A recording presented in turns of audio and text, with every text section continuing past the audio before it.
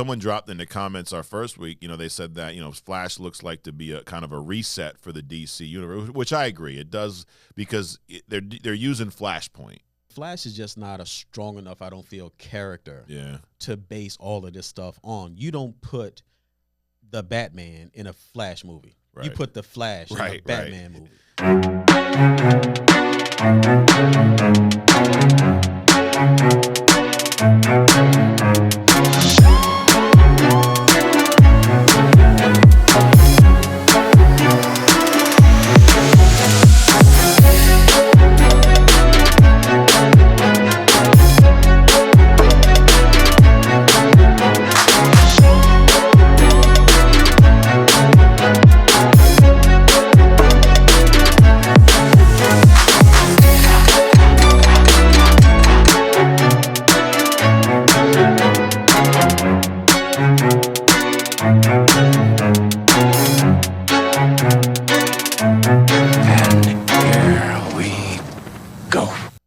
Episode 3, Only Comics. How we doing, Adrian? We're doing well. We're doing well. Awesome. Well, thanks for joining, you guys. Thanks for downloading, watching, and we talked last week. We did a deep dive into the Guardians of the Galaxy 3 review. One thing we didn't really talk about is there was a couple previews prior to the film. One was the Flash movie, which we discussed here a few weeks back, and then we have the Marvels, which I guess that's Marvel's next big movie, and it comes out, maybe, is it November sometime, maybe, something like that.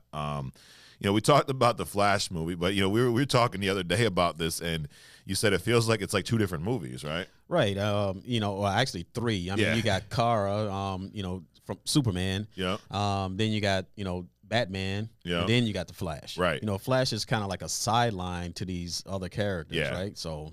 And I mean, you can speculate. Does it have something to do with Ezra Miller's legal issues? And is this so actually someone dropped in the comments our first week. They said that Flash looks like to be a kind of a reset for the DC universe, which I agree. It does because they're using Flashpoint. Are you familiar with that story at all? Loosely, he does something, goes back in time, and to try to resurrect his mom or keep his mother from prevent her from dying, right? But in this one, it's like the mom and the dad, and he meets his alternate self and all this kind of stuff. Well, Flash is that, and I'm not a Flash expert, but at least in some of the versions I've seen, his mom is killed somehow, and then somehow his dad is blamed for it. Correct. So his dad's in prison, which we also saw in the Justice League, Snyder Cut, all that. Like, we get to see that piece of it. So at least I've seen Flashpoint, the animated movie. That one's pretty good. I don't know if you've seen that one with Lex Luthor. Yes. Yep. So that one was pretty good. And but I mean, to your point, you're exactly right. He wants to go back and basically, and I guess what we learn about Flash is he's struggling with this. He could have prevented this moment, right? Right. And he finally figures out a way to do it. But then, just like any type of movie, when you mess with time, like the Endgame, mess with time tends to mess back, right? So it screws everything up, right? And I guess I do like the Batman.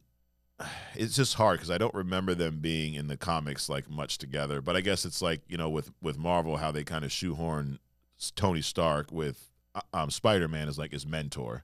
I kind of feel like they're trying to do that here. Yeah, but that's as a result of the Avengers. Right. They just didn't come up together, and be buddies. True. So, the Batman Flash thing, I guess, with the Justice League, they could spin off on that. Yeah. But for them to try to reboot the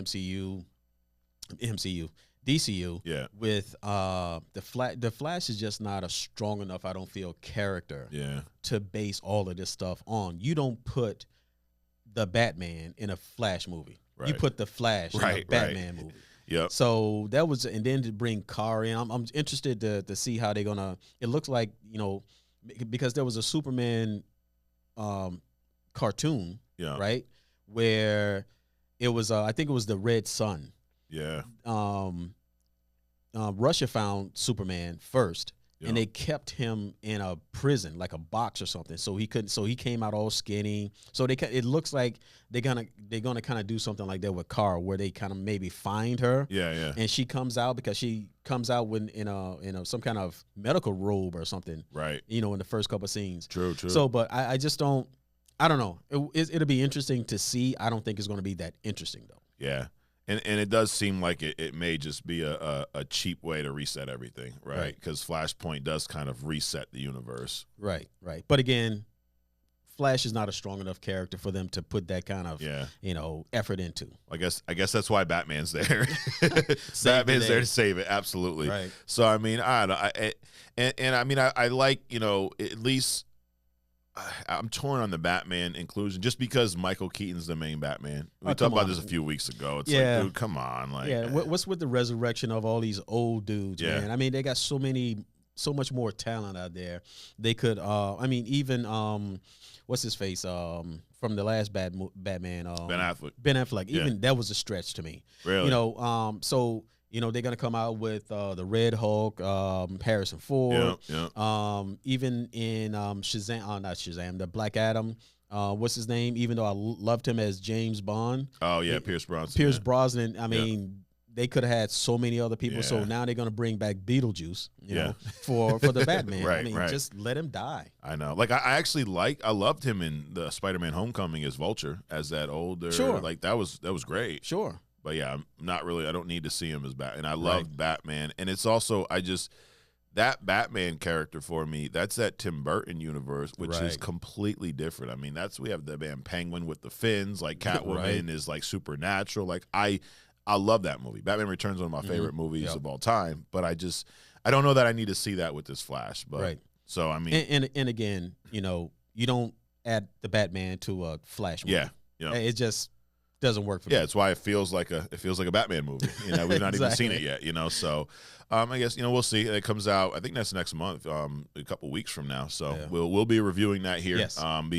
That will be an interesting review because I'm trying not to have too many preconceived ideas or feelings prior to.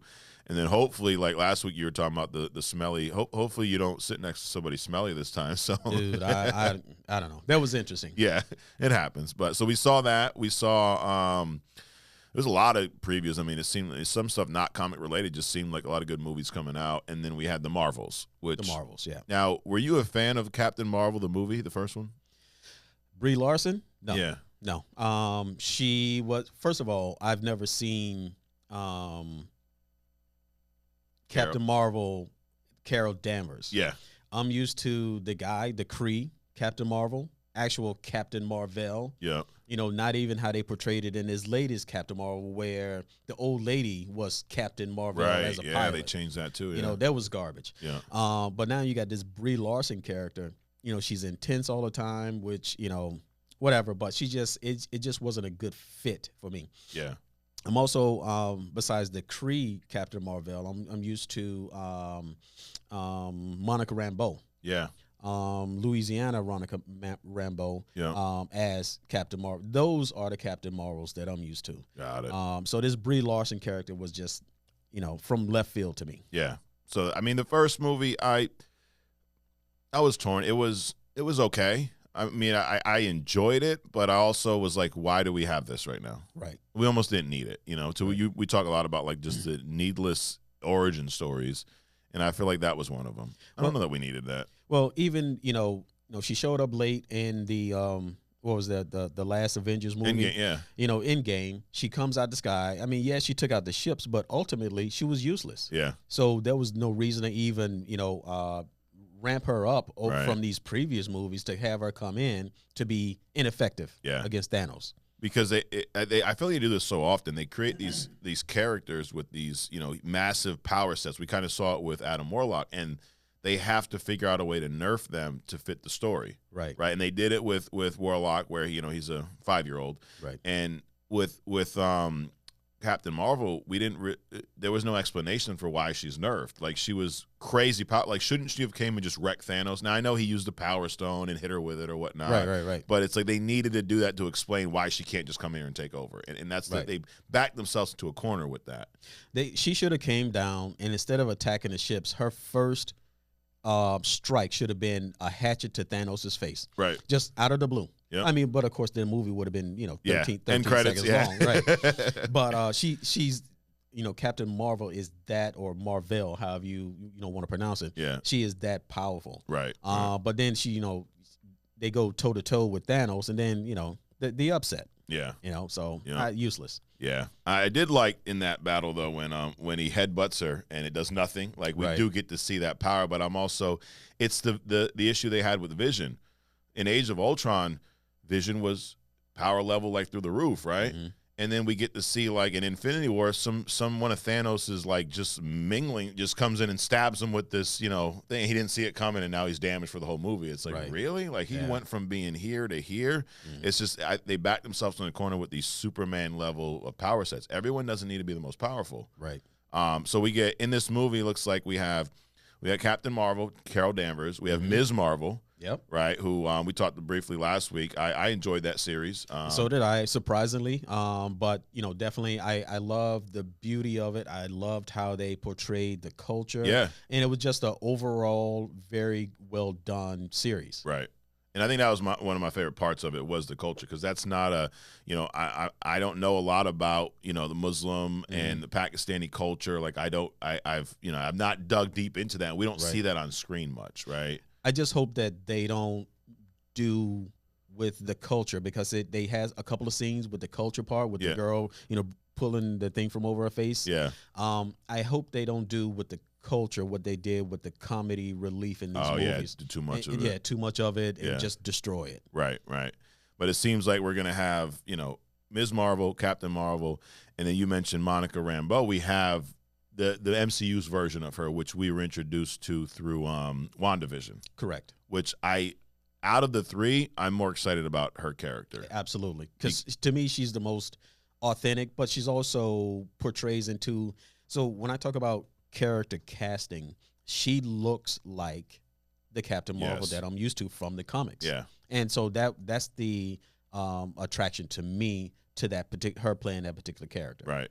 And then I'm wondering is this the movie where we start to see a lot of these things tie together? Because, you've noticed that we keep seeing rings with these like ancient scriptures on them, right? Like you've seen Shang-Chi?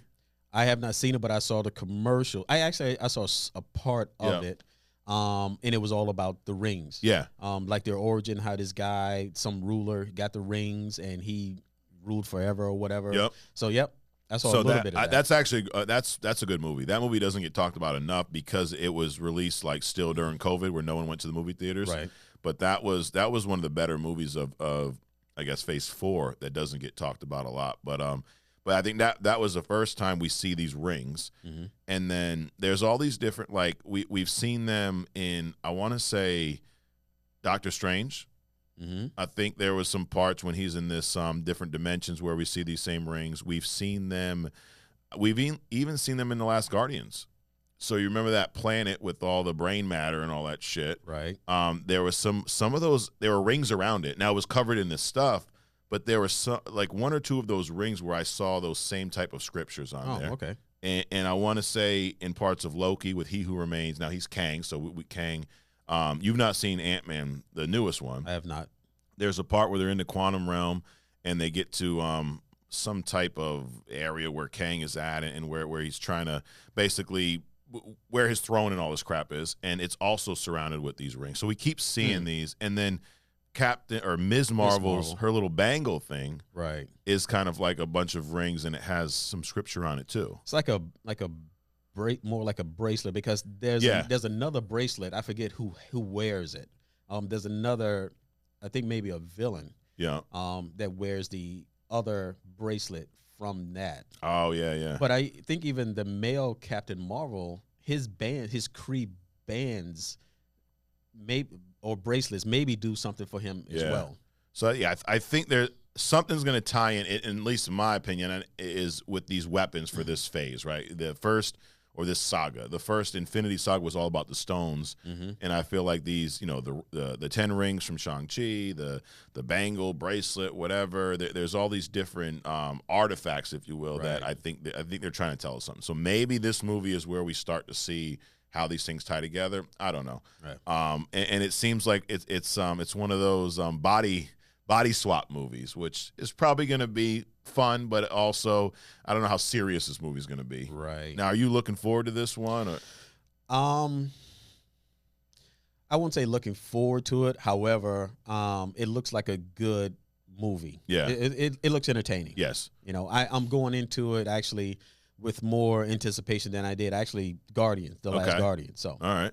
Yeah, I think I probably have a little less than I do with Guardians just because of it's a Captain, Marvel. But I think that I believe, Marvel's picking up on this feeling that not everybody's sold on, Carol Danvers, and that's probably why they're including these other two. Almost like the Flash issue, right? Like we got Ezra Miller Flash. First of all, Flash is he's a sideline character to me. I agree with you. And Ezra Miller with his being in and out of the news or whatnot. We got Batman and the other Supergirl kind of shoehorned in. And this one, we're going to add Ms. Marvel. That was successful. We're going to add I don't even know if she has a name. Is it Photon in the MCU? Maria Rambeau. I don't know if they've even established her superhero name yet, but I don't know. But I think in the comics she goes by Photon in other times Captain Marvel. But so anyways, we got these two also in to kind of maybe offset the hate for the main characters. I would assume. But yeah, so it looks like and we get to see Nick Fury back. Yep. I'm a big fan of Samuel L. Jackson playing Nick Fury. Anytime we get him in the movie, I'm down with it. I don't know. I think Kevin Hart is going to take over the Sam Jackson role. He's in like every movie. Yeah, right. Might be a bush over here, a dog over here. So, but we get to see him back. So yeah, I mean, I don't know. I'm definitely looking forward to it. But we'll review that whenever that does come out. So anyway, let's get into. We talked briefly last week, or we teased it. We're come up with our top 5 characters, right? And I think we'll go back and forth, and we'll start at 5. I mean, number 1's probably a spoiler for both of us, but I'm interested to see, who's on your list versus mine. This is part of why we started doing this podcast and why I think it's so unique is we're both from different eras. Like I was born in '85. I got into comics probably early '90s. And a lot of my early exposure was the cartoons. I got into the comic books themselves, but I was that generation where we started having some of these movies. Like Batman '89 was, we had the Superman movies, but they weren't like the movies now, you know. So anyway, I'll give you my number 5. Okay. My number 5 is Hulk. Okay. So I remember the old Hulk show. Yep. Lou Ferrigno. Yep. I loved that show growing up. And I was just attracted to this character because, we grew up in this era where, I mean, now you look at it as like toxic masculinity, but that was cool, right? The badass guy who kicked everybody's ass was our hero, our us 80 babies growing up. And Hulk was a badass. Right. He would, he'd make that switch. And I think what I liked was he also kind of made it cool to be smart, right? Bruce Banner, but then when he got angry and flipped that switch, it was just chaos. Right. And I just something about that rage that we got to see, I always loved, you know.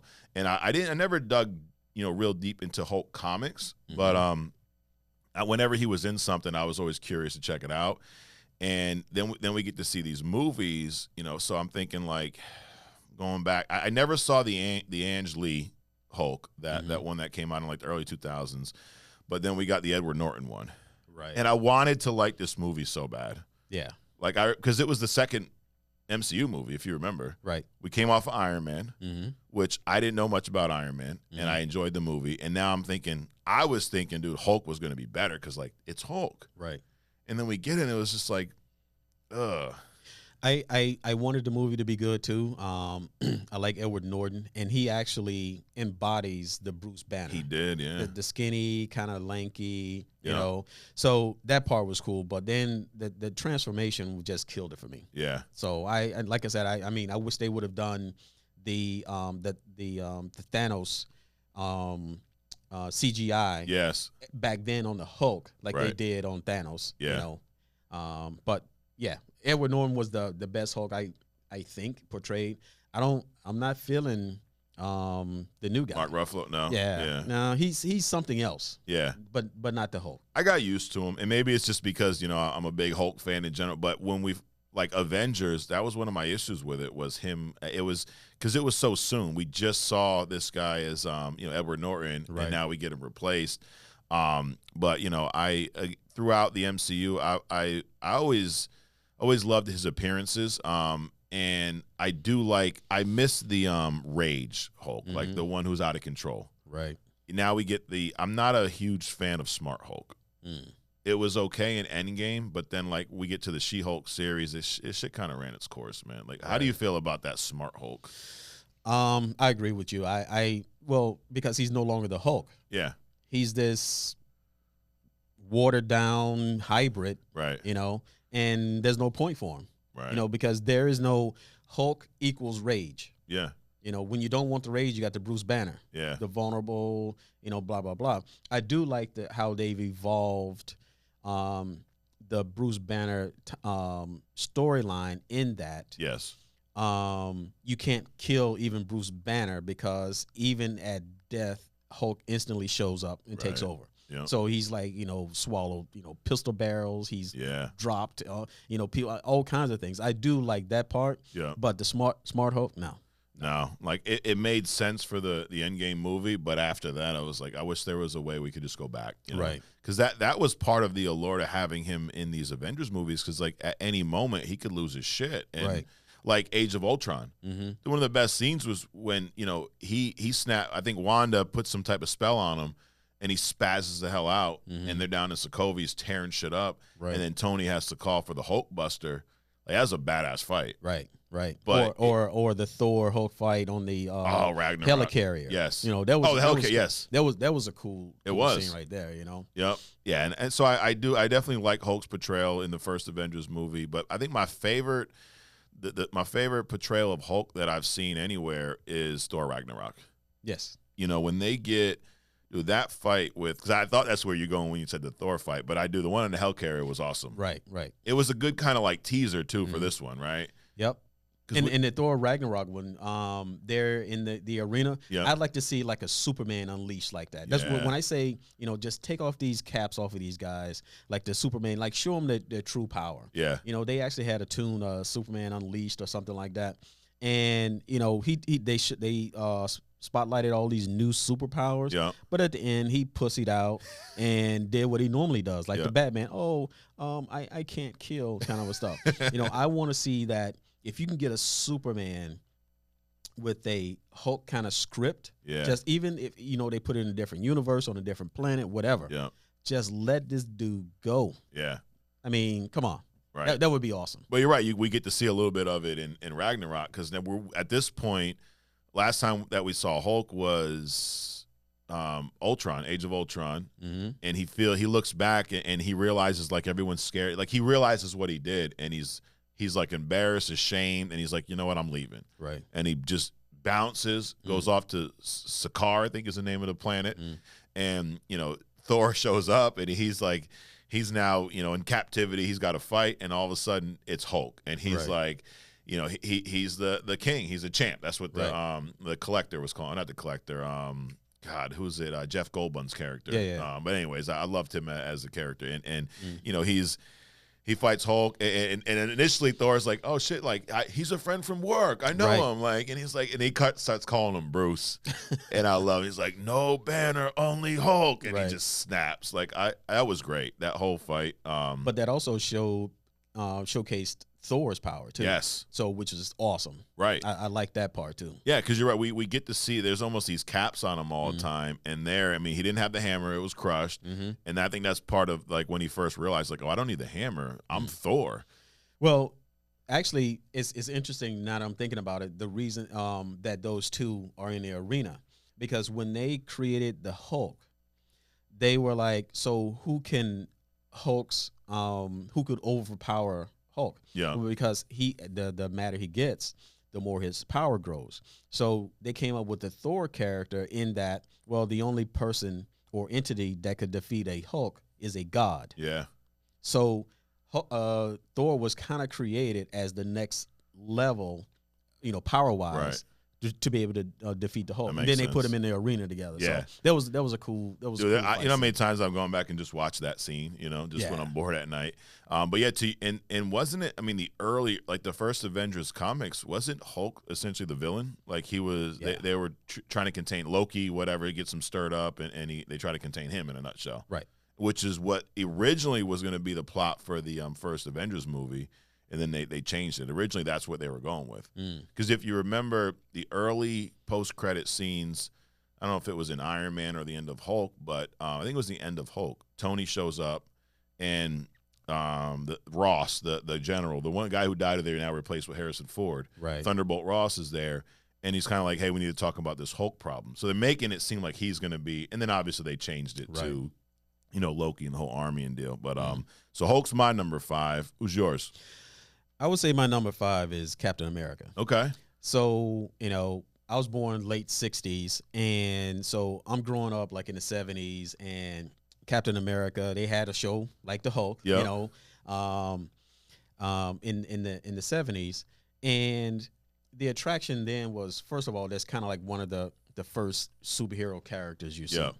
But his whole transformation from this meat guy to this superhero kind of a guy, it's like the embodiment of, you being the best. You can always make yourself the best of what you can humanly possibly be. Yeah. So that was the attraction. But also the fact that, when you grew up, in my era, that's the only thing that was there. You didn't have the thousands of options. Like we had like 3 TV stations. Right. We had like a couple of superheroes that we had access to. Yeah. Now you got like 10,000 kind of a deal, channels and superheroes. But so Captain America was my first. Now it's also longevity. Not my first. Also, there's longevity because, like the Black Panther, who could just like dominate Captain America. Yeah. I didn't have enough history with him. Got it. So it's kind of like that lingering kind of nostalgic kind of a fifth place. But if I were to do it today, if I were to see both of those characters, it would probably be Black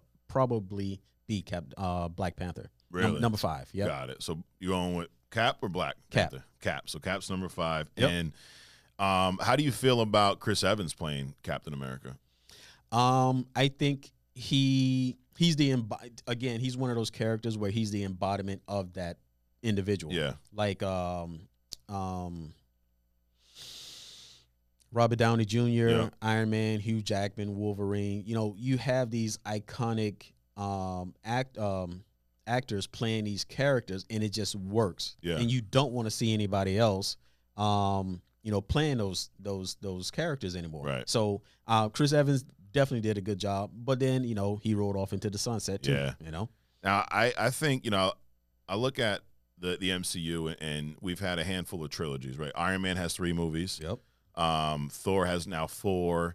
Cap had 3 movies. 3.5. 3.5. Who's 3.5? Thor. Oh, that 4th one was garbage, dude.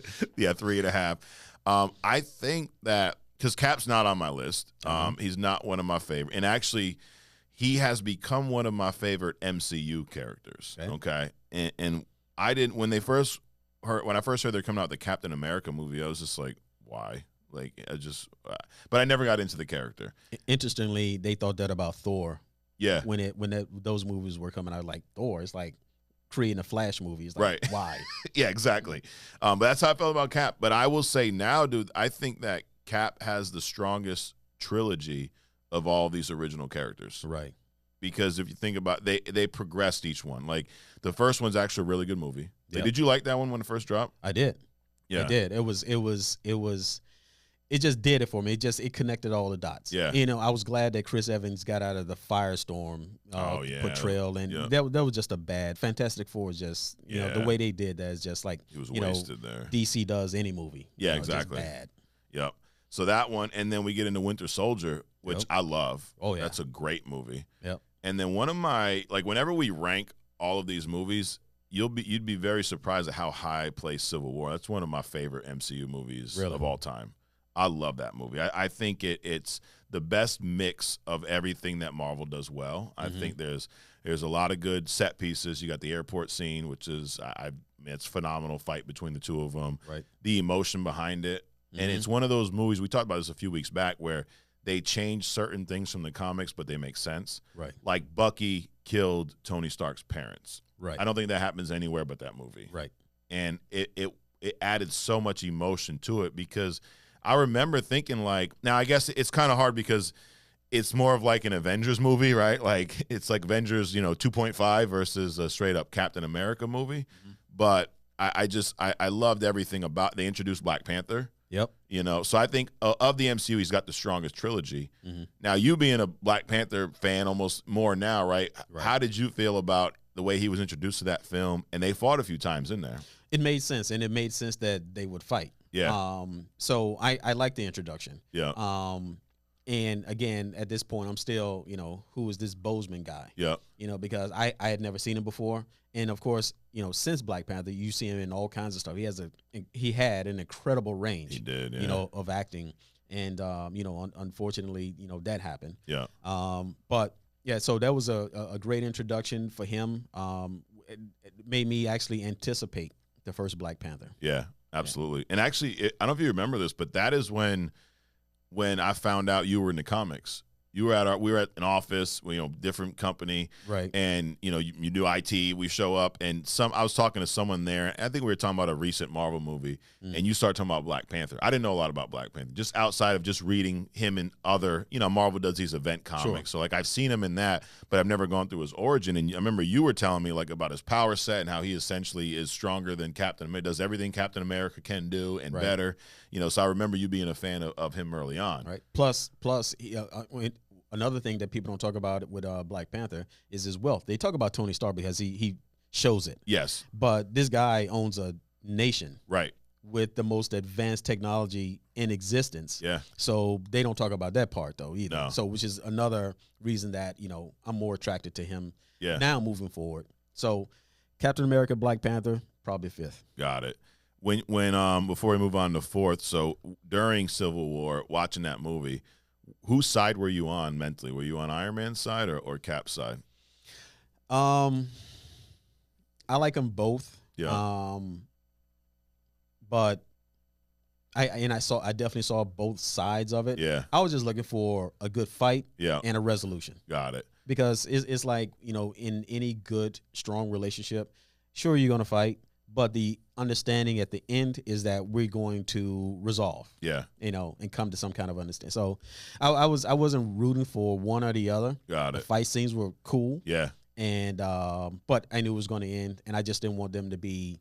And I also like the way they kind of hated each other for a couple of more movies or a couple of crossovers. Yep. So that was cool too. Right. But eventually, kind of like they came back together. Yeah. I almost think like that's what we're missing right now. You know, in this current phase, like they had issues with each other from Avengers 1 all the way through Endgame. Like they, you know, they hated each other early on because Tony looked at you know, Cap as just someone that his dad created in the lab. You know. And then Cap looked at Tony as like this spoiled brat who only cares about himself. Right. And at that time, I mean, maybe a lot of that was right, you know? Like I remember telling him, everything special about you came out of a bottle, you know? Right. He's like, remove the suit, what do you have? Billionaire, playboy, philanthropist. Like it was great. Right. So and then, in Civil War, it became real, right? Because now we realize, oh, you know that your best friend killed my parents. You never told me.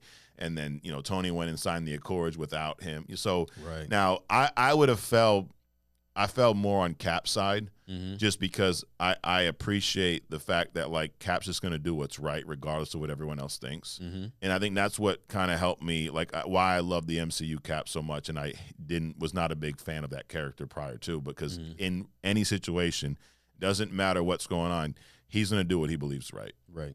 And that's it. I mean, shit, he's one hell of a friend because I don't know, I would have let Bucky die at one point. Like, dude, you know, like, bro, shit's starting to add, like, you know, if it's me, I'm an Adrian, dude. You killed this one, that one. You killed my boy's parents. Like, you blew up, you know, you killed T'Challa's dad. You did all this shit. I'm sorry, bro. Right. Like, it's time to let you go. Yeah. Time to let you go. Yep. So, yeah, you want Cap to be your friend. Exactly. All right. So, number 4, my fourth pick is Spider-Man. The just Peter Parker Spider-Man, and I mean I love Miles, I love that, but I didn't grow. I mean, that's a newer thing to me, so I grew up on Peter Parker, and I remember, you know, we talked a few weeks back about when I would go with my mom to the grocery store and read these, you know, comics that were on the turnstile, and I read a lot of early Peter Parker stuff, and what I loved about, for me, I was probably, I don't know, 8, 9 years old at the time. Yep. So Peter Parker was that teenager, and every other superhero or character, they were all like adults, right? Most of them.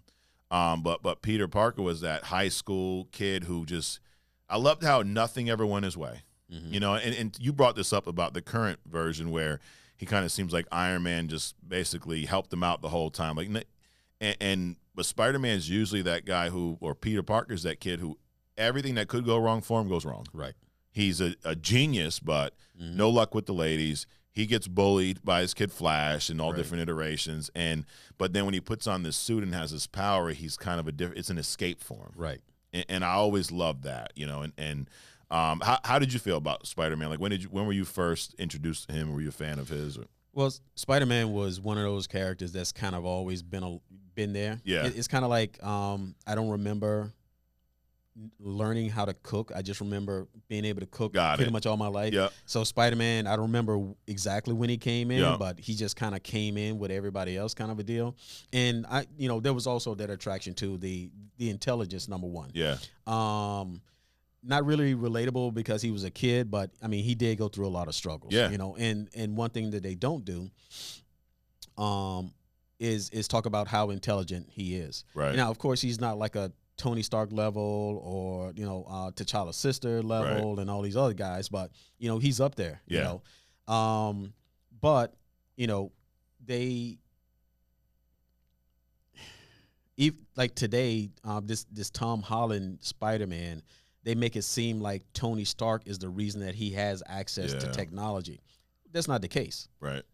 I mean, he does have access to Tony's technology, but Tony's not making him smart. Right. No, he's a scientist in his own right. Exactly. Yeah. Exactly. He always fighting with Dr. Octopus and the Goblin characters, in some previous movie with Tobey Maguire. Yeah. He's working with quantum physics and all this other kind of stuff. So smart dude. Yeah, absolutely. And I think I don't think we've seen a bad Spider-Man portrayal in live action yet. I mean, they all have their different, Sure. We started with Tobey Maguire. Yep. Which I have like that movie, funny. No, we did not start with Tobey Maguire. Who did we start with? We started in the early 80s. Okay. There was another guy. You got to go and look up the old Spider-Man. I forget his name. Oh, I've seen some pictures of this. Right, yeah. Right. So again, the Hulk, Spider-Man, Captain America, these like 70s movies and stuff, Right. all these things, that's how all these things start coming out. Yeah. For me, in part, besides the comic book thing. Got it. No, yeah, good point. But I guess fortunately never seen those ones because he probably wouldn't have been on my list based off of how they look. Right, right.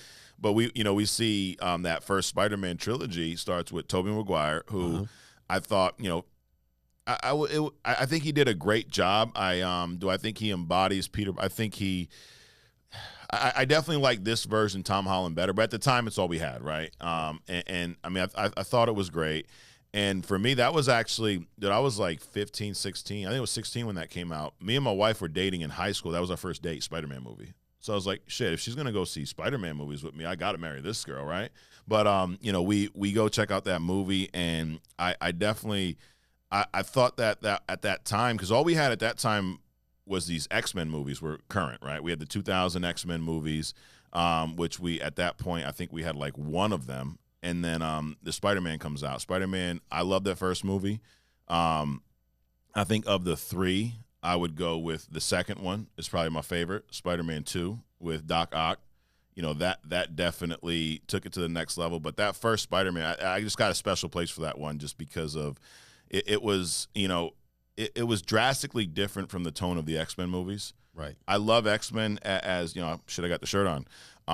But I didn't like how dark the portrayal were in the movies. Like X-Men, I love the yellow suits and the blue and all that. And then when we saw them on screen, I get it was a different time. Right. But for me, Spider-Man, we got to see the real Spider-Man suit. We got to see, the colorful. The Goblin wasn't really a goblin. It was a suit. But we got to see a lot of stuff that looked like it came off the page of a comic. Right. Which I really enjoyed. I loved more authentic. Yeah, definitely. And the Jameson, I love his portrayal. Right. Like that was great in the movie. MJ. So it kind of hit all the parts for me. So I love that first portrayal. I don't know if you ever seen the Spider-Man animated series back in the 90s. I did. Yeah. I enjoyed that too. Yeah. That was cool. I like how there was some crossover with like Wolverine and some other characters from the X-Men universe. So yeah, I'd say Spider-Man as a whole, and then from the comics, like I love the Civil War comic. Have you read that run? It's drastically different than the movie, but it's a great run. Spider-Man Civil War movie. Well, it's a Civil War comic. Spider-Man's one of the main characters, but it's actually I did read that. It's been so, dude. For me, I mean, I'm going back. Yeah, it's probably 10 or more years ago when I can't remember when it came out. Anyway, I'll check it out. Yeah, but we'll follow up. Yeah, we'll do a review on that one. But yeah, so I've always been a big Spider-Man fan. So what about your number 4? My number 4, I'll say Batman. Okay. Wow, I was interested to see if we'd have any crossovers. So Batman. Well, yeah, Batman. Because he's like the ultimate. I mean, even without the modifications, like Captain America. Yeah. Captain America had serum that made him into a super soldier. Right. Batman was just raw mental, training, physical training. He made himself into one of the most formidable opponents and friend. Yeah. And it's crazy how he can go up against like the Supermans and all this other kind of stuff. Dark Side. Yeah. Obviously it's comics, but he's just a badass regardless. In his suit, out of his suit, money, no money. Yeah.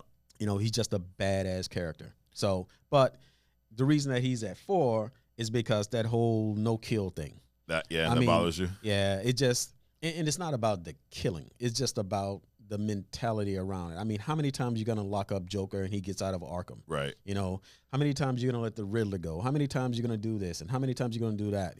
It's just at some point. I mean, the old school me, it's like, with the legal system, you get these guys, in prison, but you don't show up for the court case because you can't. You're in a mask, right? So they just go off and stuff. Just start taking some of these guys out, man. Yeah. Have some, like I said, have some Star Trek characters, because when that new lieutenant that you've never seen before shows up on a planet with Kirk, he's gone. Yeah. He's gone. Yeah. That's it. No replays, no coming back, none of that stuff. Just get rid of him. So that's why he's number 4. He's like badass, but got it. Now, and Batman's probably one of the characters I think we've seen the most on-screen versions, right? Like go back to the 60s, we had the Adam West show. Were you a fan of that growing up? No, it was like the George Clooney Batman, because the George Clooney Batman was like the 70s show. It was a new show, the 70s Batman, but it was just too pussified. Yeah. Okay. It's it's just hard to say it other than that. Yeah. Adam West was just but it was also a 60s show. Right. So you can't really expect too much. Exactly. Yeah, you're not going to watch it now and be a huge fan and love every episode. I think the best character out of the Adam West Batman was like the Riddler. Yeah. Just whatever. Yeah. One thing about Batman is he his rogue gallery, if you will, his villains, I think they're better than any other character in comics. Like the extent, how many different quality villains that he has, has been in. I mean, who has villains like that? No. I mean, Spider-Man's up there. He's got a good, list of them, but I don't think anyone comes close to Batman. I mean, Superman, what is his villain? Lex Luthor? Yeah. That's really it. Right. Maybe Kryptonite. Yep. Yeah, Outside of that. But Batman, I mean, there's whole storylines where it's the Riddler the whole time, where it's Joker the whole time. I mean, Two-Face, Bane, Catwoman. I mean, there's so many. And these villains can hold their own. Yeah. You don't need 10 of them in a comic or a movie in order for them to be able to hold their own against them. Yep, absolutely. All right, so that's number 4. My number 3. It's funny because we were talking before, and you're like, "Are you talking?" just superheroes or villains too. So I'm including some. I got one villain on my list. My number 3 is Magneto. So I've always been a huge X-Men fan, and I remember.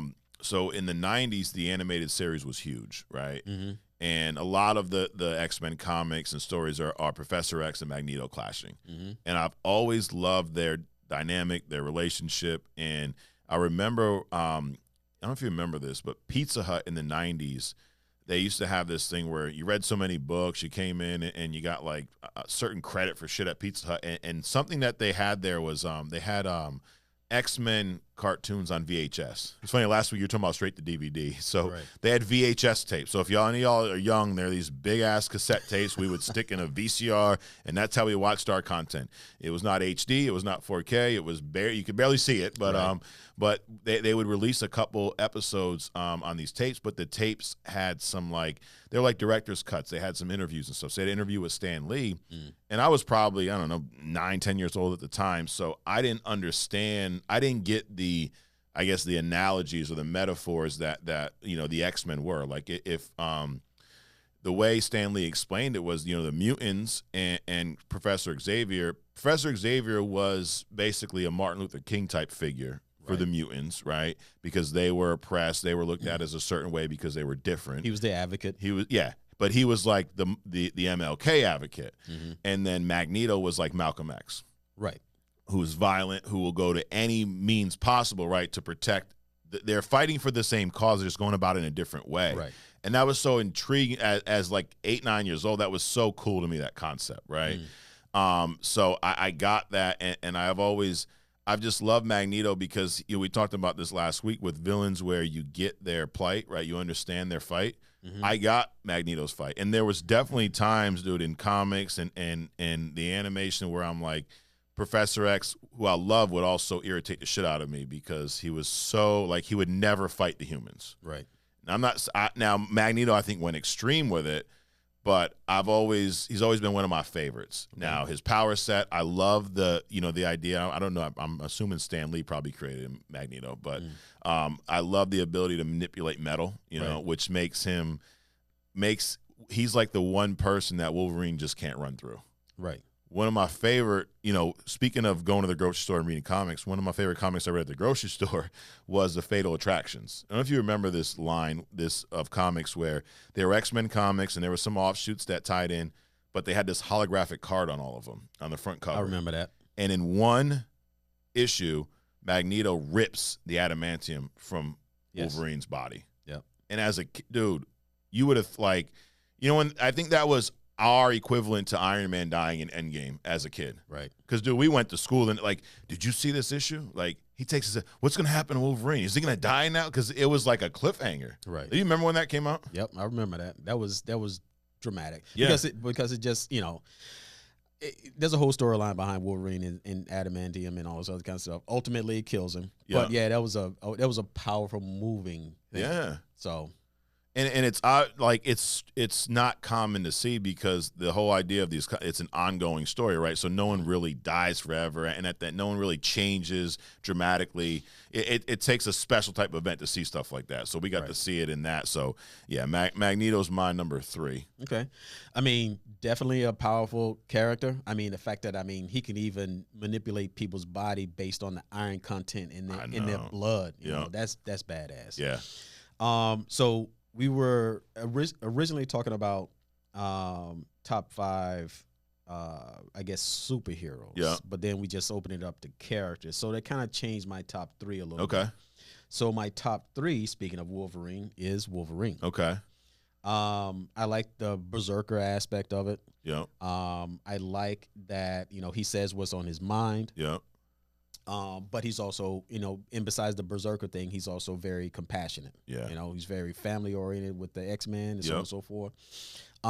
They don't talk about how old he is. He's supposed to be like Sabretooth, which is a couple of 100 years old, but they don't really know how old he is. I don't like the fact that that the adamantium, which is, one of the things that make him, is what ultimately kills him. Right. He's allergic to the adamantium, which Sabretooth is not. Right. Which is interesting. Yeah. So, everybody knows Wolverine. I do like the Hugh Jackman portrayal of him. Yeah.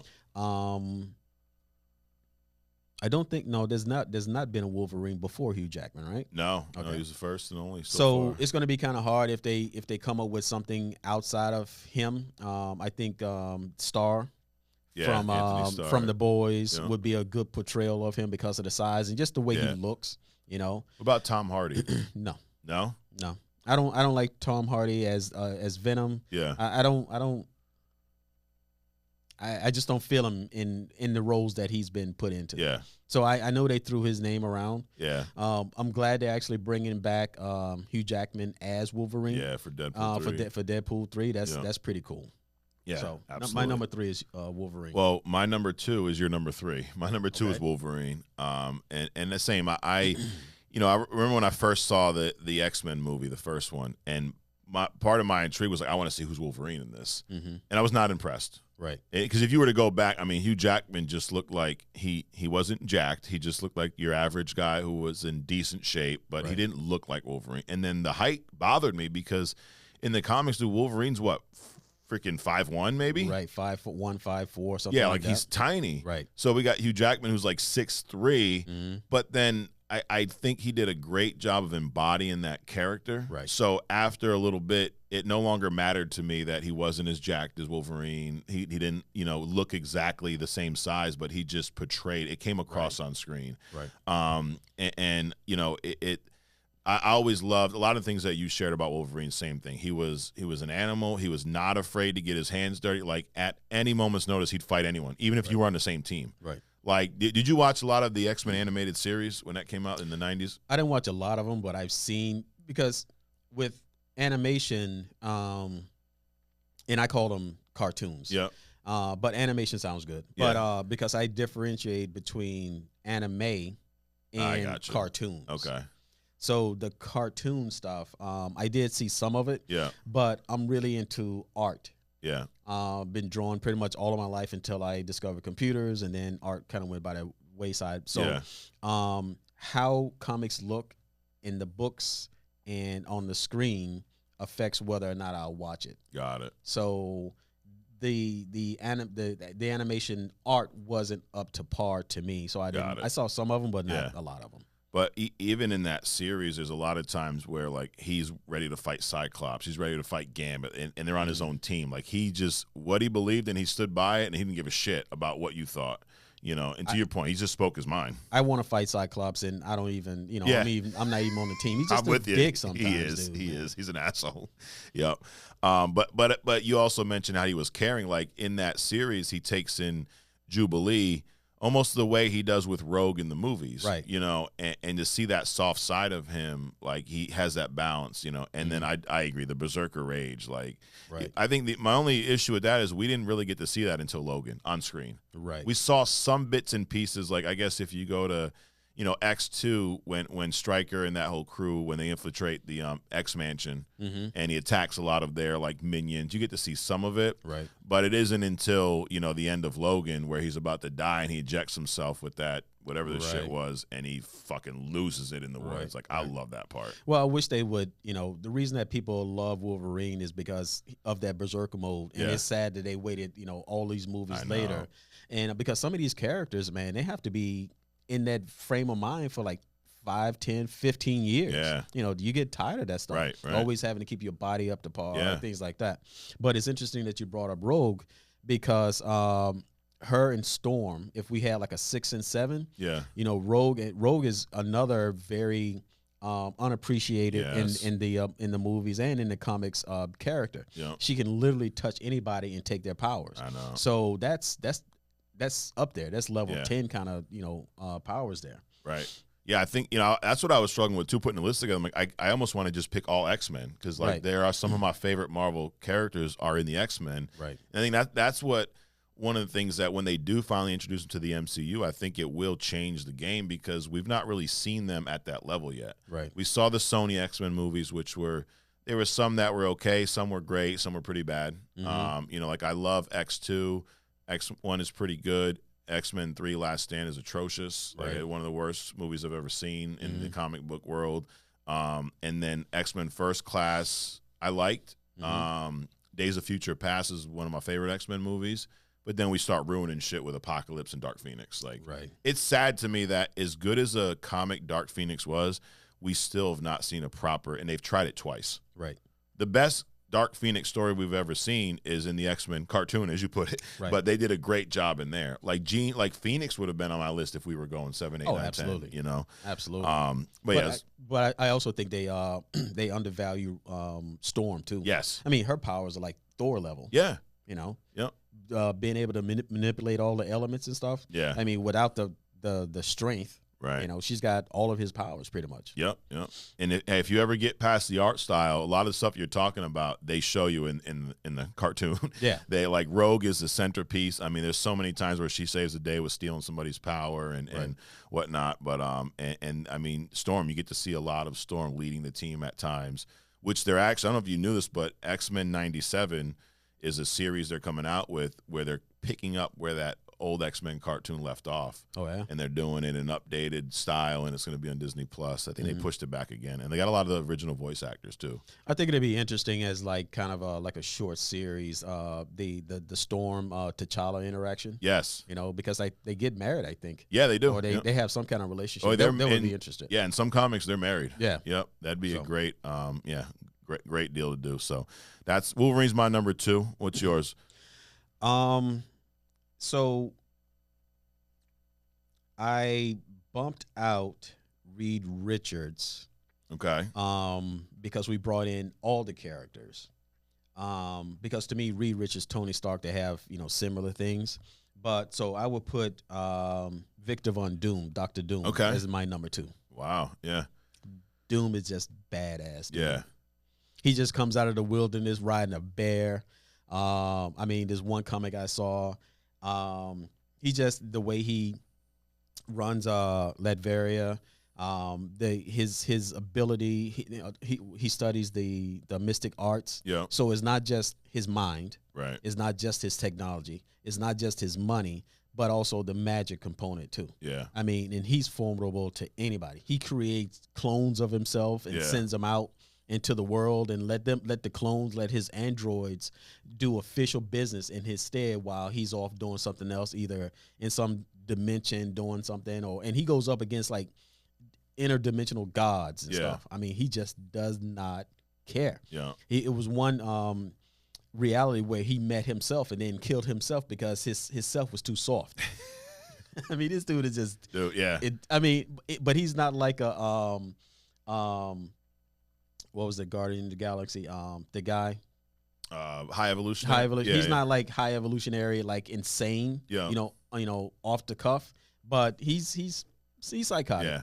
Sounds a lot like Kang the Conqueror. Right. Like very similar to that. Yeah. Which who also is I guess depending on what story Kang the Conqueror is a future descendant of Reed Richards, Nathaniel Richards. Okay. And in some alternate timeline, and then he becomes Kang. But so you bring up Dr. Doom, and during the hype for Black Panther 2, there are a lot of rumors that there's going to be an end credit scene with Dr. Doom being the one who's trying to get to the vibranium.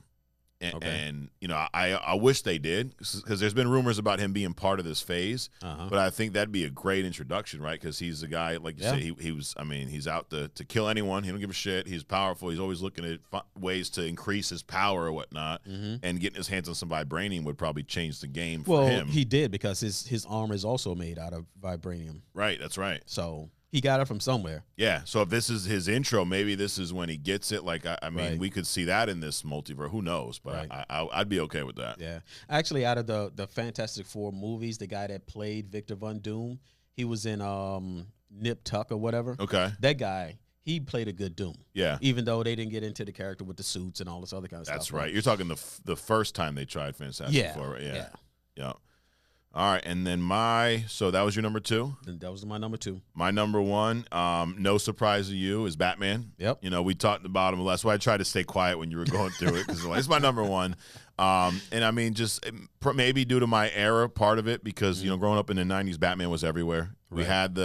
We had the Adam West one. I watched some of that because I was a kid. Batman the Animated Series is probably what most of my Batman content growing up. Like, I love that series. And even now, looking back, I didn't realize how adult it was. Like, it's a cartoon, but it's very dark. There's a lot of adult themes in it that you don't really get till you get older. And there's even a lot of emotion behind some of those. Like the Mr. Freeze episode with I think that episode even won some like awards because of the writing behind it, which is crazy for a cartoon at the time. It was a two episode story about Dr. Freeze and his wife and the whole deal. Yeah, like his origin pretty much. Yeah. And I think I love that about even, going back to the X-Men cartoon is just how it wasn't like most cartoons growing up where it's one episode and then none of them tying together, right? Like watch Looney Tunes, dude. You can watch anyone. They don't connect at all. They're all self-contained. Exactly. Yeah. And these were like, they were building stories over multiple episodes, and there was a lot of like just the themes behind it that I understand more now as an adult, but the music behind it, the art style, like kind of your issues with the X-Men cartoon, like I have the opposite feeling about Batman. I love the art style there. Like it's so different. I like some of them. Yeah. Some of the art styles for Batman. Yeah. Yeah. And then if we're talking, portrayals, I love Michael Keaton. Like if I had to pick a favorite Batman right now, I honestly would go with our current version. I think Robert Pattinson's Batman, which I know you're not a bit crazy about, but I feel like he embodies at least the Batman that I loved from the comics. I love the dark, grounded, Batman who's a detective, not Batman who's off in space fighting Darkseid and all that shit. I like the one who's like, hand-to-hand combat, beating the shit out of someone, right, trying to, slow solving some of these crimes. And I love this early version because, Batman is known as the world's greatest detective, which we've never really seen on screen. And we got to see a little bit of that with this current. Now, he's new, so he's not the greatest detective yet, but he's starting to learn that part, And then in the comics, it's like, dude, some of the shit that he figures out, it's and I've also, I shared this a few weeks ago, the whole Bat family and him taking in others, him being raised by someone who's not, Alfred, who kind of stepped in as that father figure, like kind of to your point of Wolverine.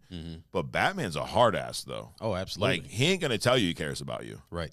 And he'll probably purposely won't, like, just to be a dick. Right. But he does, because why else would he take him in? Exactly.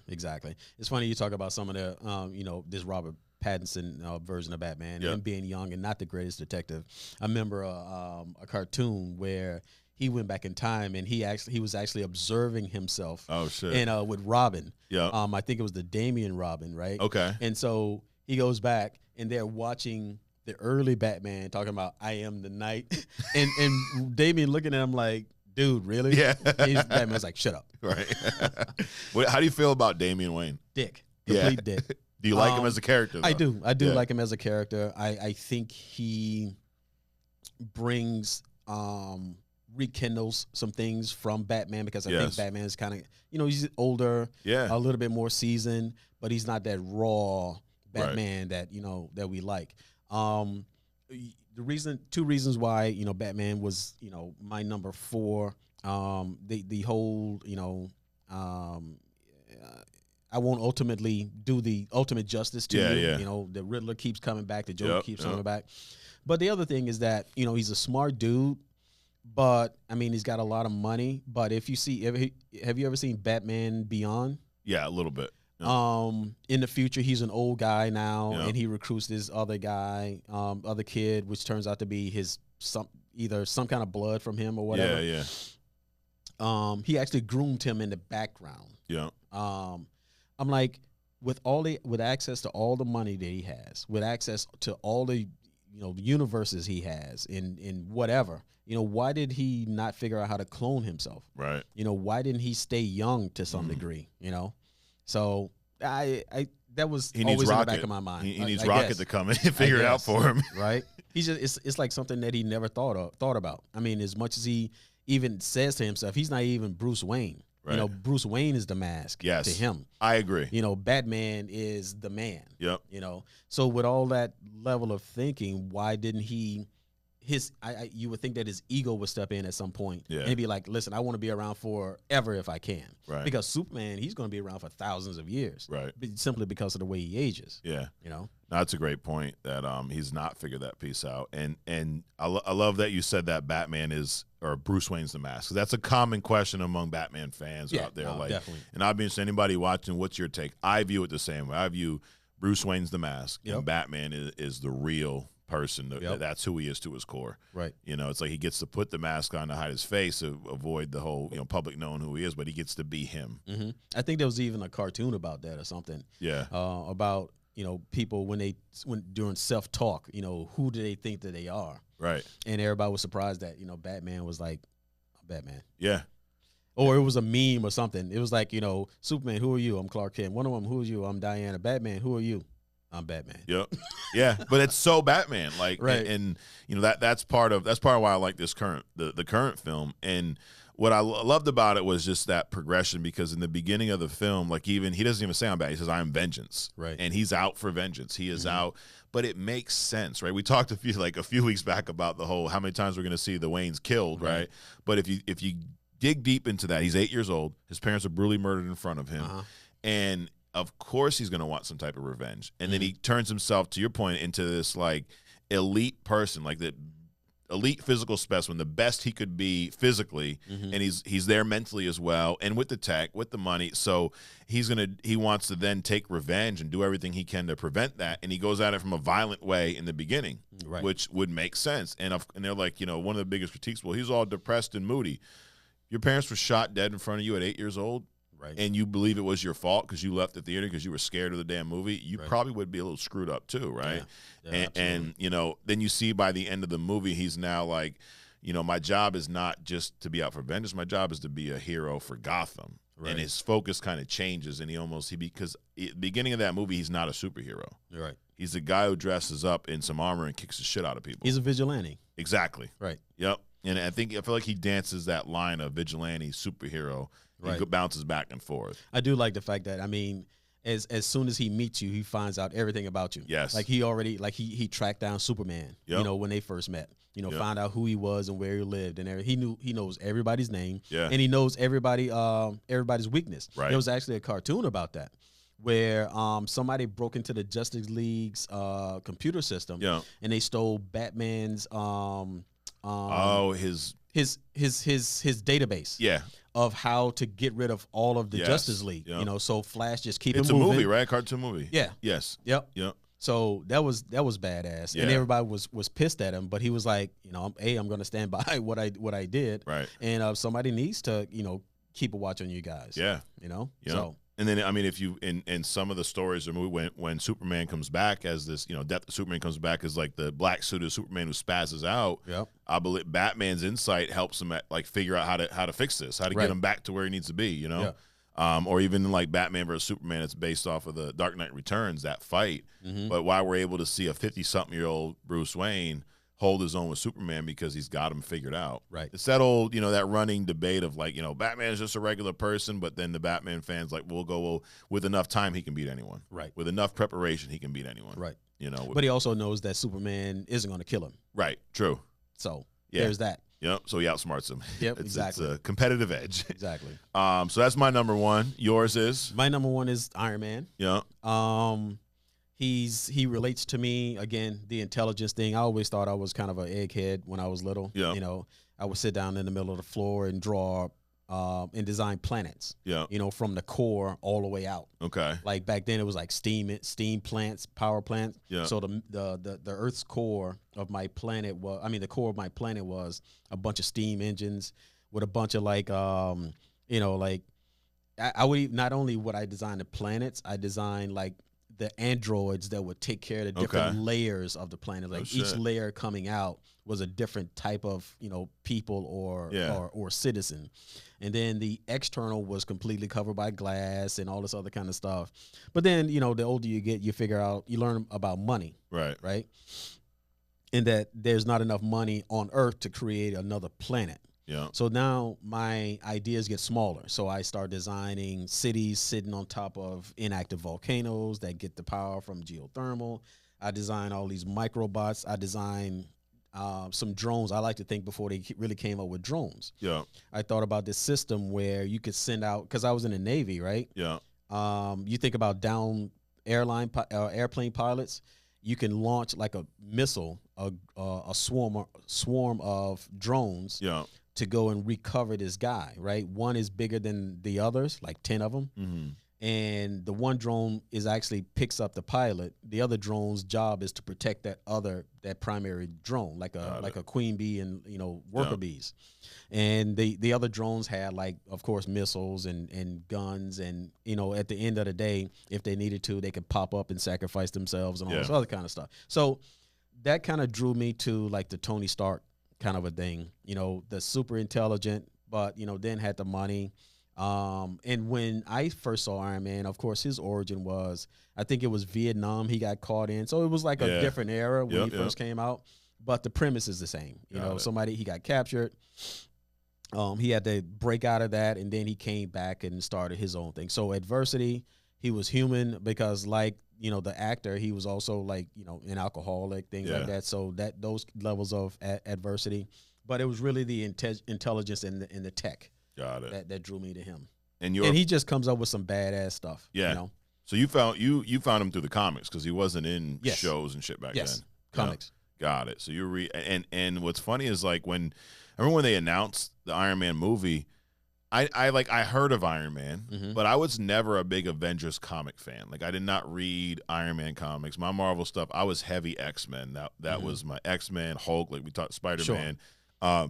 So I was the prime time stuff. Exactly. Okay. Yeah. Yep. And I mean, I was excited just to see something different, but I didn't have, like, high hopes. When you first heard of Iron, so you were already a fan. What were you thinking when that movie got announced?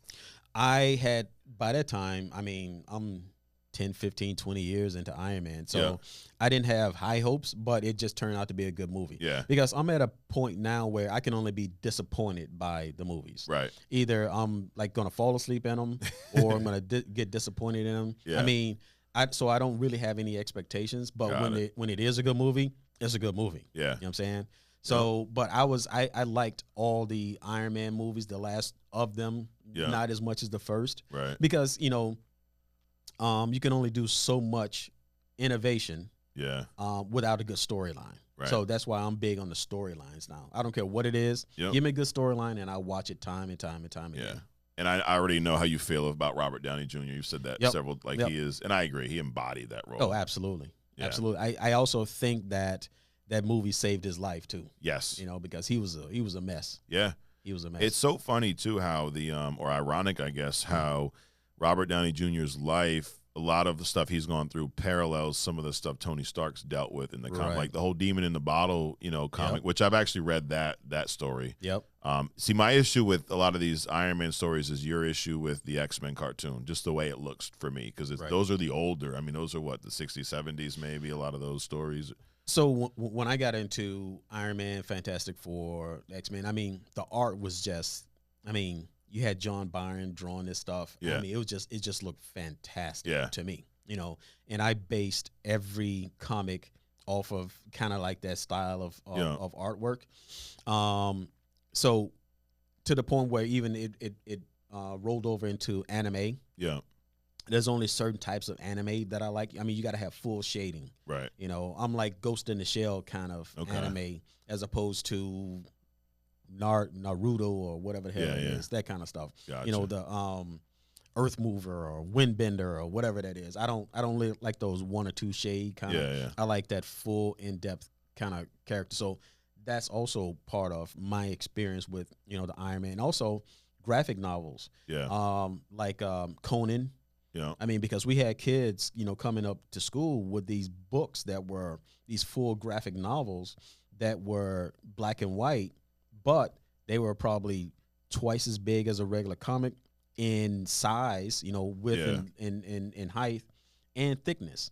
So you would have a 15 page comic book, but you would have like a 30-page graphic novel. Right. And the art was just off the charts. Yeah. So I was always attracted to that stuff. Got it. I always loved the I guess when I got into comics, the X-Men, Jim Lee drew a lot of X-Men. Jim Lee, yep. And I fell in love with his art style to the point where my favorite Batman, one of my favorite Batman comics is Hush, and Jim Lee draws it. And it's like I love how bulky Hulk Batman almost looks like Hulk. Right. I mean, but I feel like if he's that much of a badass, to your point, he's fighting all these people, he should look like that. He should be huge. His his hands should be as big as his freaking arms. Like he was massive, but I always love that style. But it's hard for me sometimes to go back to an era where I didn't grow up on, because to me the art style looks dated, right? Right. But I did read The Demon in the Bottle, and that was my first introduction to Namor, because he's in that story as almost like a villain, you know. But I thought it was so ironic how a lot of what Robert Downey Jr. has gone through and Tony Stark almost mirrors each other. Right. And then to your point, I think he's even said that pretty much saved his life going through it. And they took a chance on him with that movie. Oh, absolutely. Because he was a wreck prior to that. He didn't even get paid much on that first film. Right. You know, and then so you're an Iron Man fan. What about Rhodey? Were you a bigger, like, did you think Terrence Howard was a better Rhodey than Don Cheadle or vice versa? I don't like Don Cheadle as that character. But I don't know how Terrence Howard would have came across, but they didn't give him a chance. Yeah. That's the part I don't like about that. Yeah. You know, it was, you know, a little cameo and then he was gone. Right. You know. So I feel like based off of just that first movie, I wanted to see more of him as Rhodey. Right. And then when Don Cheadle came, and they're also just so different. I mean, oh, absolutely. First, their appearances, their the way they act, just it was an odd choice to replace them, because not that you want to have someone who's going to imitate Terrence Howard, but I feel like it would have been easier if it was more like, I mean, it wasn't digestible. No. That stark difference. Yeah. Absolutely. But you know, and I think Iron Man has a decent kind of rogue gallery. It's not extensive as Batman, but he's got some pretty cool villains. Yeah. I mean, I guess who would in your opinion be your favorite villain of Iron Man?